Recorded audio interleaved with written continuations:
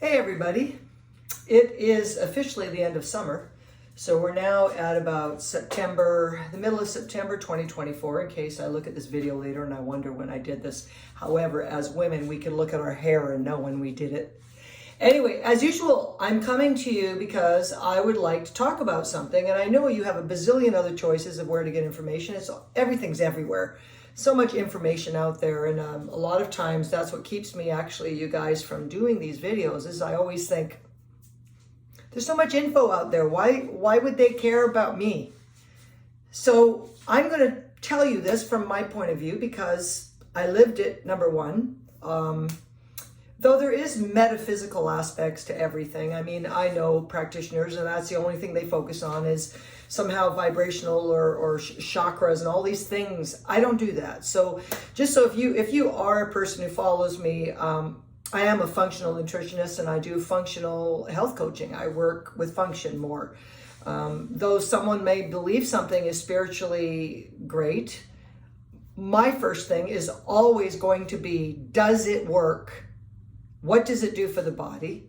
Will it stimulate the immune system? Will it help the body itself to repair and the body itself to do the work that it needs to do? I am not a proponent of taking things that do things for you. This is one of the reasons I'm so against steroids, whether they are the inhalers, whether they are taking prednisone, any of these, because they literally hijack your immune system and they steal it.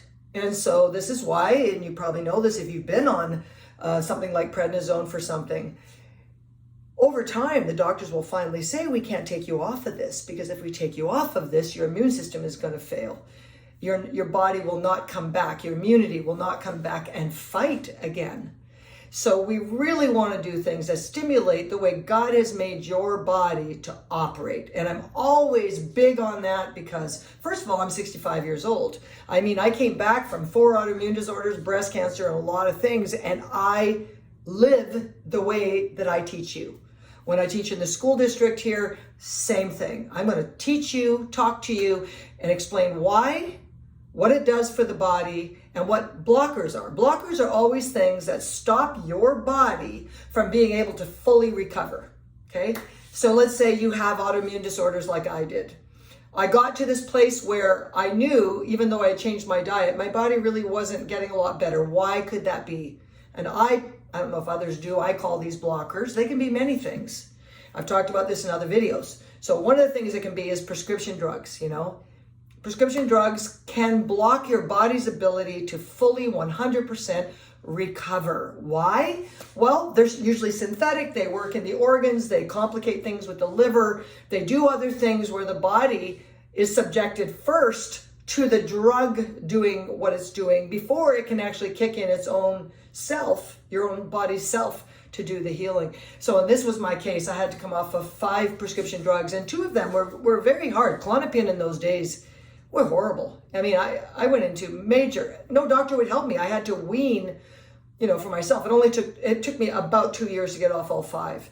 But anyway, that's one blocker. What's another one? Well, lifestyle choices. I mean, if I'm working with somebody and we're just clipping along and all of a sudden they're not getting better, they still don't feel better.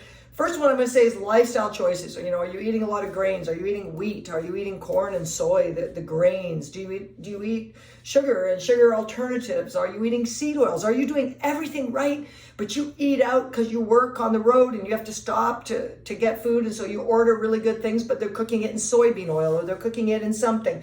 Are you an alcohol person? Do you like alcohol every day? That's a blocker. Your liver, your white blood cells, all of these things. Now, obviously, everybody's different. You could say, but I'm not like that. I can drink alcohol. I can have wheat. I can have gluten. None of this bothers me.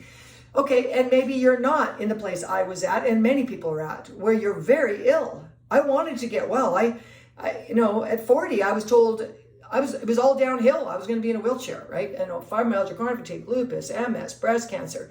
So I want to talk today about something that radically changed me. And the reason I brought up the metaphysical aspect of this is that if you check it out online, you're going to find a lot of readings by 𝐎𝐓𝐇 𝐄𝐒, who was a man who only had a 9th grade education at the time. He would go into a trance and he would recommend to people different healings, and they were healing trances where he would have things he'd tell people to do.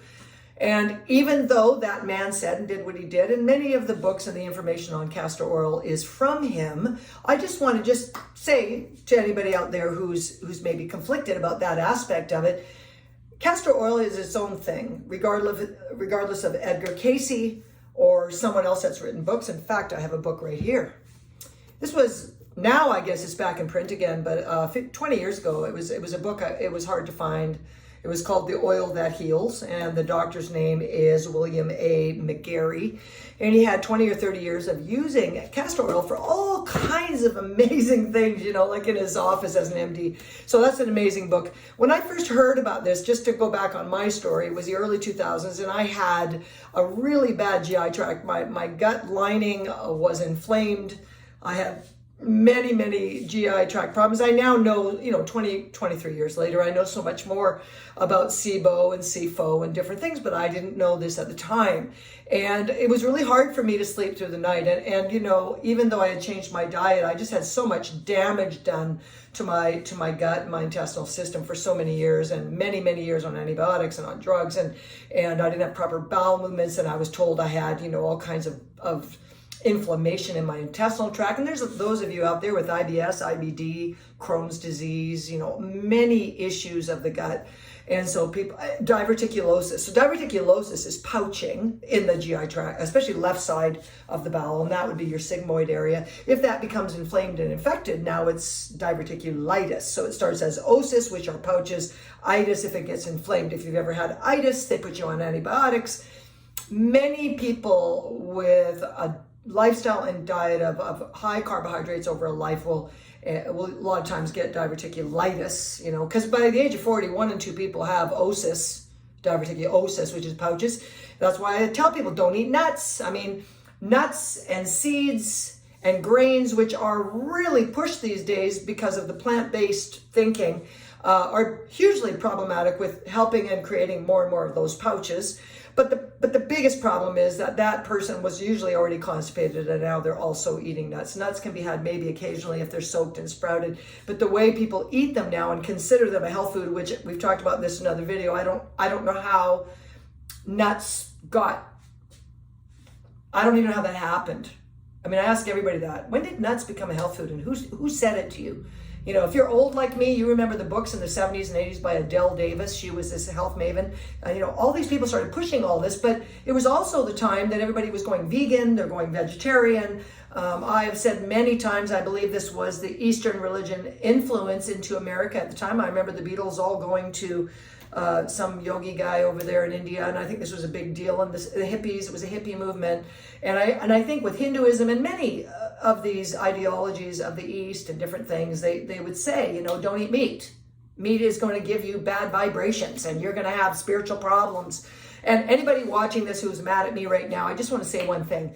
If you can tell me factually and explain factually, you can email me, or you can even write under this video, where this acid alkaline balance affecting your health actually came from.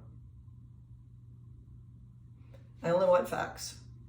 Don't want so-and-so on Twitter and so-and-so over on TikTok and so-and-so on Facebook, Dr. Hyman, whoever they are, telling you have to have an acid alkaline balance. Where did that come from? You talk to me. Thousands of years of people, and people existed before there were health food stores. They couldn't get kale year-round or any of this stuff. You tell me when any existing peoples talked to each other about acid alkaline and went out to hunt and asked each other if they had already had red meat that week, or if they were alkaline enough. It is impossible to find it. And I'm not cutting you down if you believe in this. But I had cancer. I had 4 autoimmune disorders. I tried to get well from following that so-called diet that made me sicker and sicker and sicker. And all the spirulina in the world, which is an algae. I don't even know if humans eating algae ever in history, okay? We have that's a whole other subject. I want to get back to castor oil. So when I was so sick, you know, and I just didn't know what to do and I wasn't getting better, I was reading about castor oil, and here's the brand I like. Castor oil, I like this one, non-GMO. If all of you probably already know this, but many of these oils, they use hexane, which is an agent to filter the oils. And you really don't want to have hexane in it. And most, even your oils you eat use hexane. I mean, I think they use it even in canola oil. Avoid that oil, please. So here is castor oil. And we're going to talk a little bit about taking it internally as well, but I just want to talk about the pack. So I discovered this, I think this was 2000, 2001, and I have to keep telling everybody how sick I was. You know, I had been raised on antibiotics. I had been sick a lot of my life. So here comes castor oil, and everyone's telling me to do it. And so in those days, you know, now on Amazon, you can get on Amazon and order. This is just cotton flannel. It's already been created for you, double thickness by this lady. And this was $5.99, I think, for 3 of these. The reason I like this size is because it covers most of your abdomen. It's nice and wide. It's going to cover the liver and even lower into the abdomen. And I like that width and size, especially if maybe you're a bigger man, right? You also can get smaller sizes, and people sell, you know, just this. Because a lot of people doing castor oil packs will tell you, well, I just want to put it over my liver. I always say, if you're going to put it over your liver, why wouldn't you do your entire abdomen? I do it from under the boobs completely down to the top of the pelvis, right? The very bottom of the pelvis area. So I would make this bigger. However, if I only had this is also double thickness. These people on Amazon, you get 3 of these skinnier ones. I think it was $5.99. They may have gone up by now. The bigger one here, she actually does 2 of these, I think, for $7.99. Now, in case you're saying, well, what am I doing with it? So I want to talk just really briefly about castor oil. Everybody's heard of ricin. Ricin, the castor bean that is on the plant, is very poisonous. I think that show, what was that show called? Oh my goodness, I'm going to forget it. Breaking Bad. In that show, one of the seasons, they were trying to poison somebody, and they used a ricin from the castor oil bean to kill someone. Yes, the bean has that property. This is the oil that is from that bean, but used topically and used by mouth, as we all have heard from, well, my age group. You know, you were told you can't poop, you're going to take some castor oil. People of the South of America will tell you all the time, oh my goodness, we grew up on taking a spoon of, my mom would make us take castor oil so that we could go to the bathroom. We also know it's anti-parasitic. We also know it's antifungal, kills candida. We also know that women that were pregnant and couldn't poop through the pregnancies, they made them take castor oil. And then recently on TikTok, somebody was saying, oh, you know, you freeze the capsules and you take them. We knew that in the 80s. That's not a new tidbit of information. But if you buy castor oil in capsule form and you're going to take them so that you can have a bowel movement, or for even other reasons, like it does kill yeast in the gut, put it in the freezer. Put your whole thing of capsules right into the freezer. Take those frozen. That way they pass through the small intestine, they get directly into the bowel, and they don't break down till they're in the bowel, right? So it's a really, really nice, good way. You're not burping up castor oil, and it gets it right into the gut, and that's really what we want.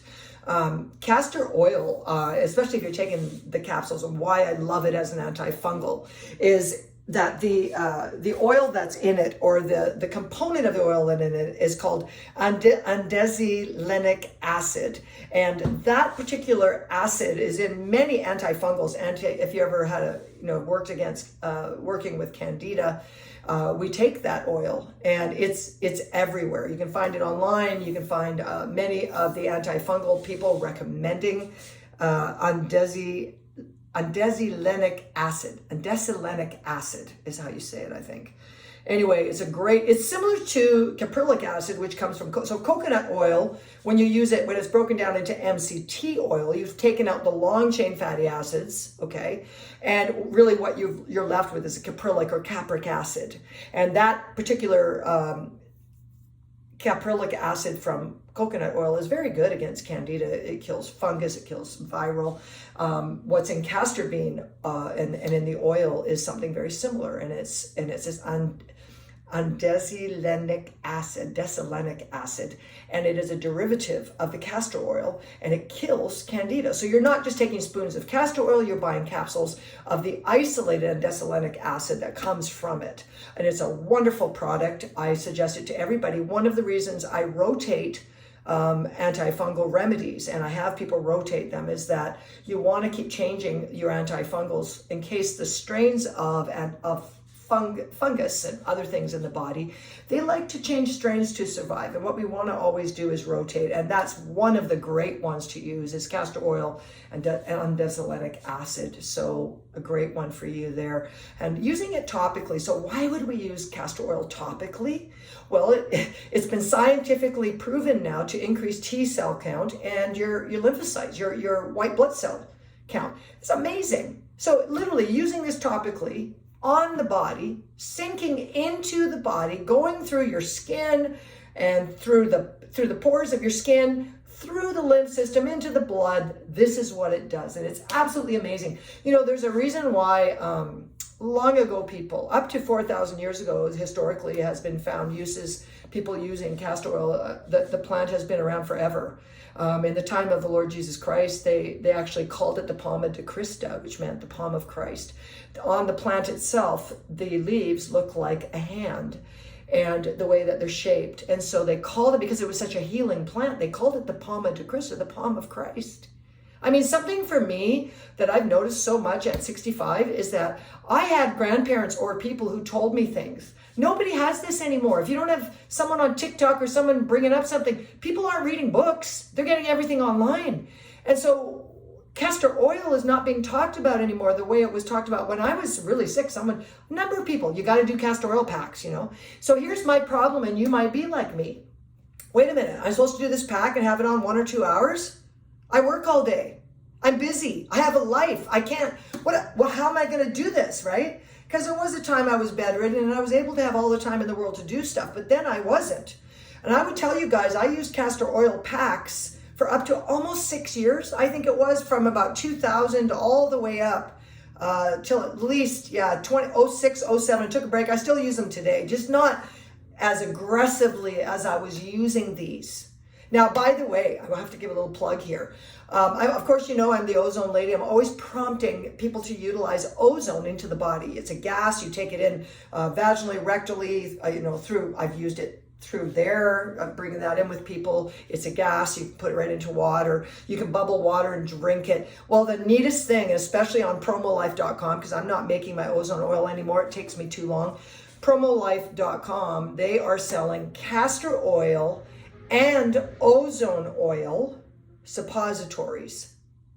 Now, remember, I've told you guys in many videos that the rectum houses all the veins, everything attaches to that colon, especially the rectum. That's why hemorrhoids are so painful. I just did an article on hemorrhoids on my Substack. My Substack is under WEJOLNYN, Weijolin, or Wendy McPhail. Look me up on Substack. I just did a hemorrhoids article you want to read. I might do a quick video, and I can never be quick. I'm trying to be quick. Look at this. Okay, so castor oil, because it is so amazing for the immune system and the blood and antifungal, antiviral, all the things, they made these suppositories out of it. Again, you know what a suppository is. You're going to pop that right up the rear end. Now, how many clients do I work with in a 22-year time period that have hemorrhoids? You know, sometimes they're active, sometimes they're not. Sometimes I can't drive, I can't sit. This is not me because I've gotten over them now, but you know, I talk to people every day, long distance drivers who can't sit because they have these terrible hemorrhoids. What are they caused from? Lots of reasons. It's a constriction of the veins, but I want to say to people, it's not just hereditary. Same with varicose veins in the leg. They're caused from originally, I would say foundationally, from your diet. You're eating high carb, you're eating those seed oils, you're eating drinking a lot of alcohol, you're gonna have a lot of problems with hemorrhoids, right? So one of the things that I'm gonna recommend, just off the top here, you go to promo, P-R-O-M-O, life, all one word, .com, and look under oils, and they've got these suppositories. They're almost always out of stock because it's so popular, and you can find it maybe a different brand, but so they're putting castor oil along with ozonated olive oil. So you take the olive, I've talked about this in other videos and I'm always going over things, but if you use olive oil and you bubble ozone through it up to 4 to 6 weeks, depending how big of a size you're doing, it eventually turns into a hard salve. And so they're putting the castor oil along with the olive oil in. It's just a suppository. You can pop that up there. It gets directly into your blood. Now, you may not be able to afford to buy yourself ozone equipment. A lot of people can't. Or they're scared of it. They don't want to do it because they don't know how to use it and they're nervous about doing it and they're not a doctor, whatever people think. I got past that because I was almost dead. I was like, well, if other people in this world have used this and they weren't doctors, I'm going to find the way. I was determined to get well. Be determined. Decide you're going to get well. Your body hears you.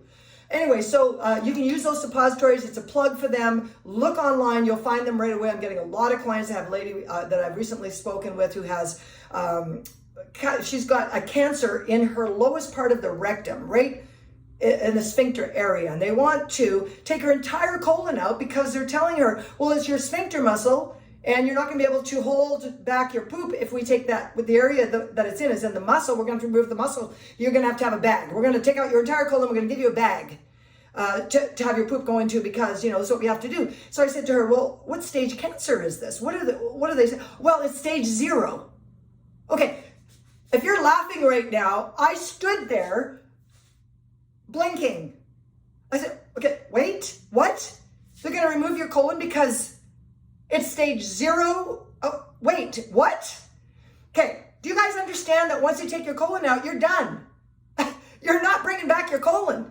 This is a major surgery. And you think of all the blood vessels and everything that attaches to your colon being removed, it's going to affect every aspect of your life. It's not just that your poop now goes into that bag. Everything is affected. Anyway, she says, yeah. So then she talks to another doctor or had a second test. I can't remember which one it was. It might have been a second doctor. But anyway, they did it. And the other one said, well, we don't really see anything other than the area is inflamed. You've got some mucus, whatever. And then the other one is saying, you know, stage 0 cancer. We need to give you chemo, take it out, do all the shit. I said, wait. Stage 0, you're going to take these, I just told you guys about them. You're going to put these up your butt. You're going to take castor oil along with ozone suppositories, start putting them up that rectum.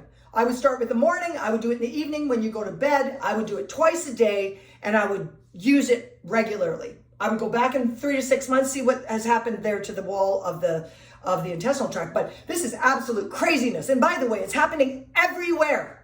Everywhere. I recently heard of a celebrity, and I think it's Selena Gomez, that had lupus. She was diagnosed with lupus like 10 or 15 years ago. And they gave her chemo for it. See, first of all, chemo is mustard gas. It's a poison. I don't even get that. I don't understand.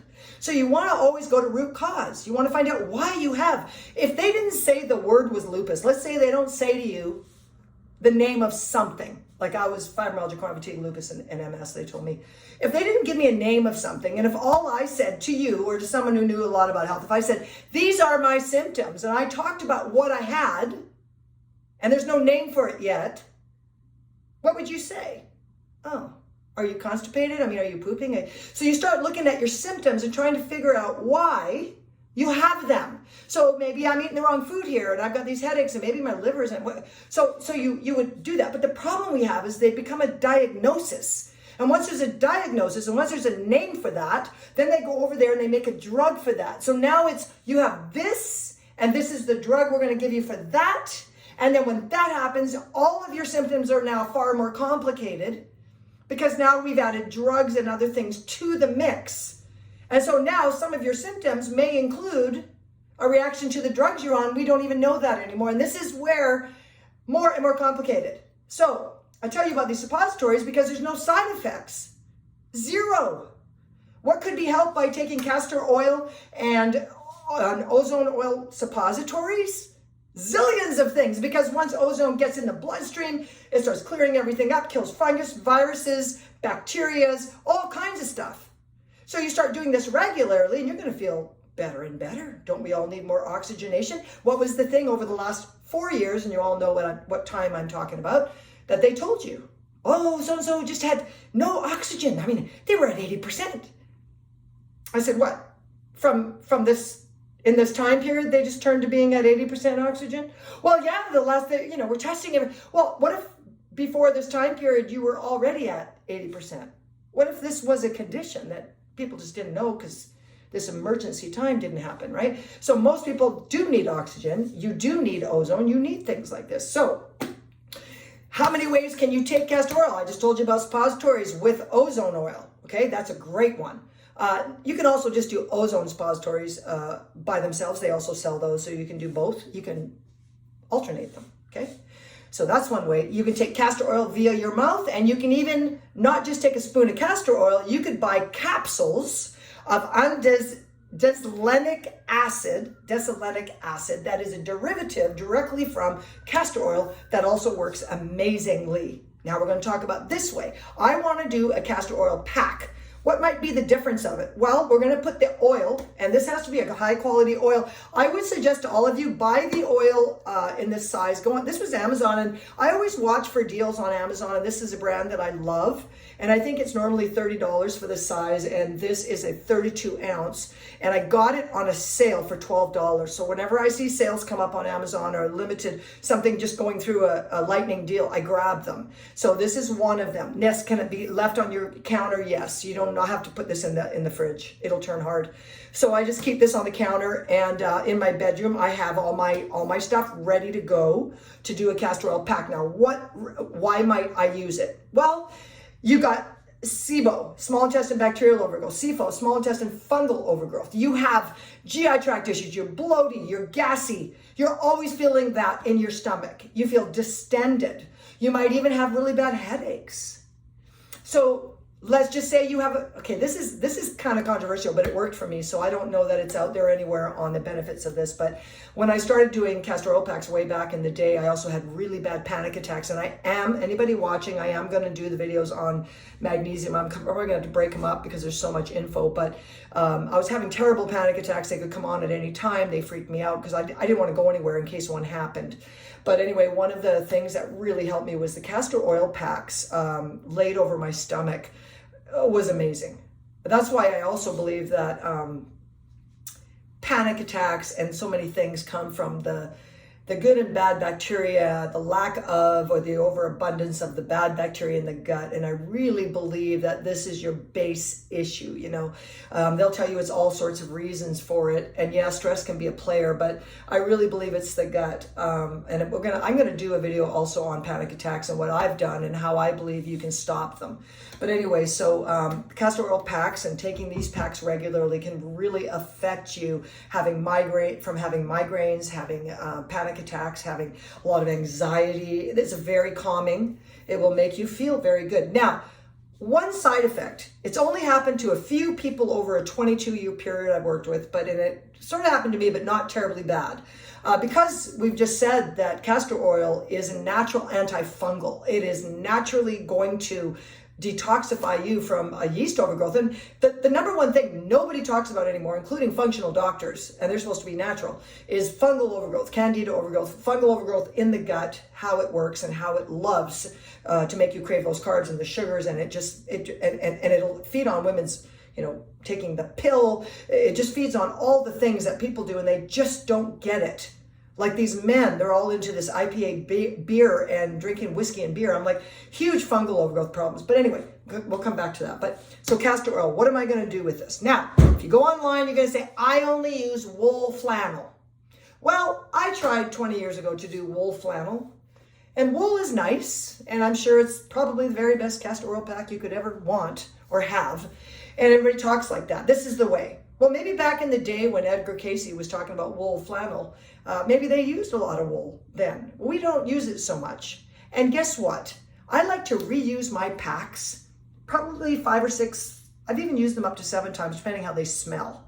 Now, I'm going to explain that because they can go rancid. So the very first time I use my pack, I'm going to saturate this pack with olive oil. I'm going to saturate it. None of this dots.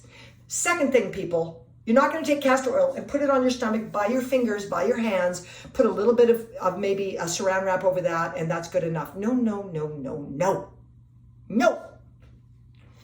I have people tell me this all the time. Oh, I just put it on my fingers and I just put it all over my stomach. No. What could it be helpful? Maybe. I doubt it. So the whole idea, this is double thickness, again, cotton flannel. They'll always tell you unbleached. I have gone to Walmart, I have gone to Joann's Fabrics, I've gone over to the remnants pile where they have just little remnants, pieces of cotton flannel, especially if you go after winter, you go in there in the spring, they got tons of these rolled up, and they might be pink or yellow or green, whatever color the flannel is, and it's true, they've got some dye on them.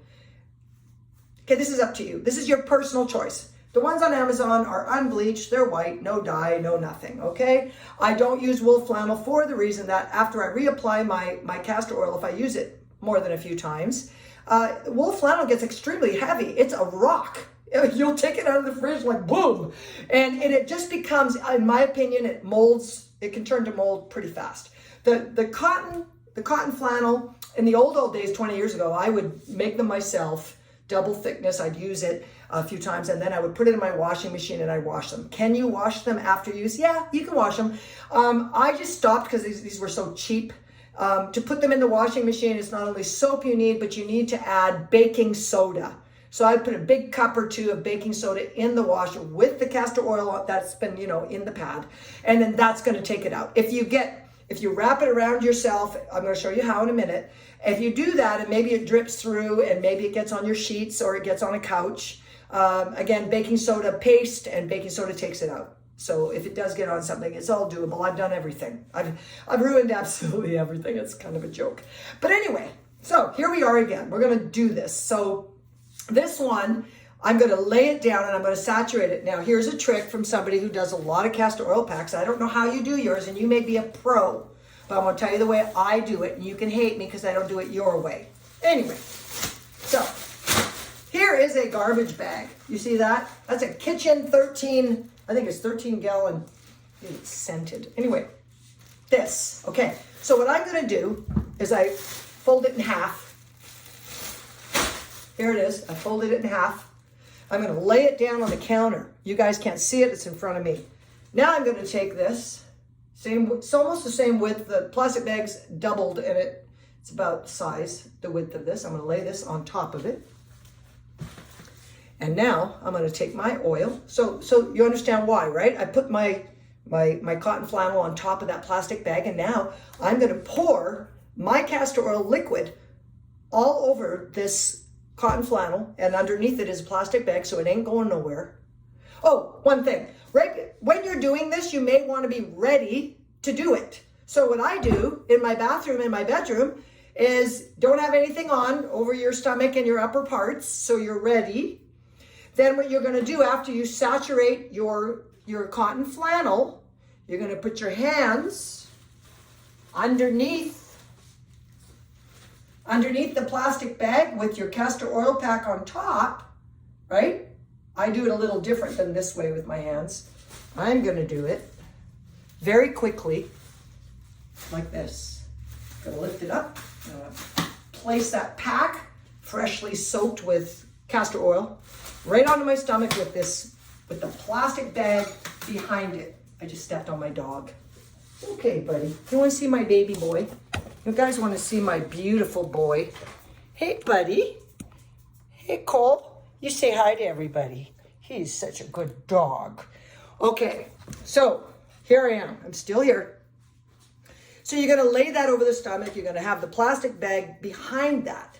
Then what I do is I take an old towel, just an old beach towel, whatever you got, and I'm going to wrap it around me as well. So I've got my castor oil pack against my stomach. I've got this plastic bag there, and then an old towel. And now I'm just going to go lay down and read a book or have my phone.